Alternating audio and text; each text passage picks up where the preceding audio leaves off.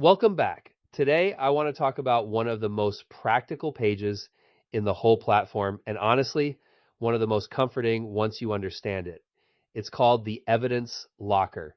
Now, if the Documents page is where you tell the story of what you plan to do, the Evidence Locker is where you prove you're actually doing it. That distinction matters a lot. Think of it this way: documents are your intentions, your policies, your plans, your formal write ups. Important stuff, absolutely. But during a CMMC assessment, the question you're going to hear again and again is not just, do you have a policy? It's, show me the proof. And that's where this page earns its keep. The evidence locker is your high security vault for proof, not theoretical proof, not we meant to do that proof, but tangible records that show a control is active in the real world. That can be a screenshot of a firewall setting. It can be an export of a user list. It can be a training sign-in sheet, a network diagram, or a signed policy acknowledgement form. If it demonstrates that a security control is in place and being used, it belongs here. And I like that word tangible because evidence does not have to be some giant dramatic report with a cover page and a table of contents that looks like it survived 3 committee meetings. Sometimes the best evidence is simple: a clean screenshot, a PDF export, a dated record, a signed form. Small things, when they're organized well, can carry a lot of weight. That's really the mindset shift. The documents page says, here is our approach. The evidence locker says, here is the receipt. Maybe that's a better analogy. Or maybe not. Terrible analogy. Let me try again. Documents are the blueprint. Evidence is the photograph of the building actually standing there. Auditors expect both. They want to see that you understand the requirement, and they want to see that the requirement is alive inside your environment. So the evidence locker is not a nice extra. It's not a maybe later feature. It is the place where your compliance work becomes visible, defensible, and much easier to present when the pressure is on. So if you've ever felt that little knot in your stomach thinking, we've done the work, but can we actually show it?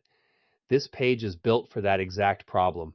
It gives you one place to store the proof auditors are likely to ask for, instead of having you hunt through email threads, shared drives, and that one folder somebody named Final Real this time. We've all seen that folder. We do not respect that folder. Now, here's the key part. Evidence only helps you if you can actually find it and connect it to the right requirement. That's why organization is everything. The evidence locker isn't just a pile of uploaded files. It works like a relational database. Every file gets tagged to the specific CMMC control it supports. That means when an assessor asks about a requirement, say access control 3.1.1, you're not digging through random folders trying to remember whether that screenshot was called firewall new or firewall newer or really final firewall. You pull up the control tag and there it is, the supporting proof linked to that requirement. Fast, clean, and a whole lot less stressful. At the top of the evidence locker page, you've got 3 numbers that tell the story of your coverage. First, controls with evidence. That's the count of controls that already have proof attached. Your goal is to get that count to 110. Second, controls missing evidence. That is your immediate to-do list. Those are the places where the platform is telling you pretty plainly, hey, we need backup here. And third, total files uploaded. That gives you a quick sense of the overall volume of proof you've collected. Now, that third number is useful, but don't get hypnotized by it. More files does not automatically mean better compliance. 100 messy files can be less useful than 10 well-tagged ones. What matters is whether the right evidence is tied to the right controls. And this is where the tagging system really saves time. One file can support multiple controls. That's a big deal. If you upload one document or screenshot that legitimately demonstrates more than one requirement, you can tag it to each of those controls instead of uploading the same thing over and over. Less duplication, less clutter, less chance of missing something because you were doing extra work you didn't need to do. There's also a notes field, and I would strongly encourage folks to use it. Add context. Tell the assessor what they're looking at and why it matters. Don't assume the file explains itself. A note can say, in plain English, this screenshot shows the current firewall configuration, or this export lists active users reviewed for access control, or this sign-in sheet documents security awareness training. That little bit of explanation can make your evidence much easier to understand at a glance. So the magic here is not just storage, it's structure. Structure is what turns a folder full of stuff into something an auditor can follow. And when an auditor can follow it, the conversation changes. You stop scrambling, you start demonstrating.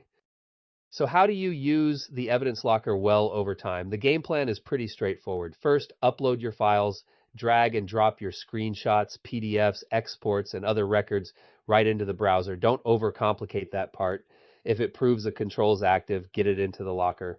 Second, tag each file to the specific control it supports. This is the step that makes the whole system work. Without tags, you've just created a digital junk drawer. With tags, you've created a mapped set of proof tied directly to your compliance obligations.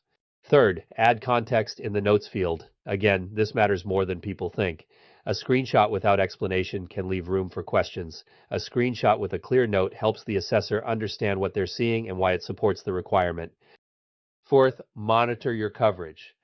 Regularly check for gaps, especially controls marked compliant that have 0 files in the locker. That is a major red flag.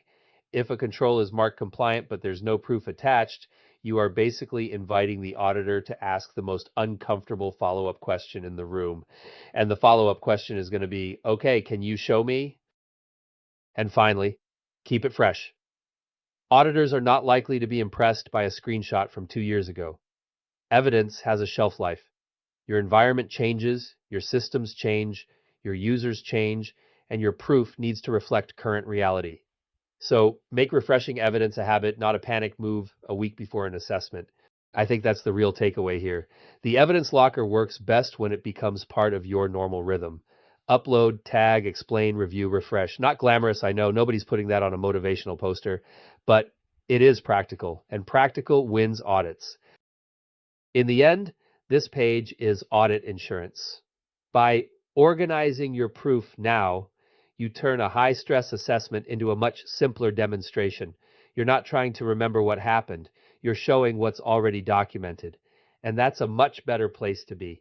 Next time, we'll keep building on that same idea of making compliance feel a little less like chaos and a little more like a system.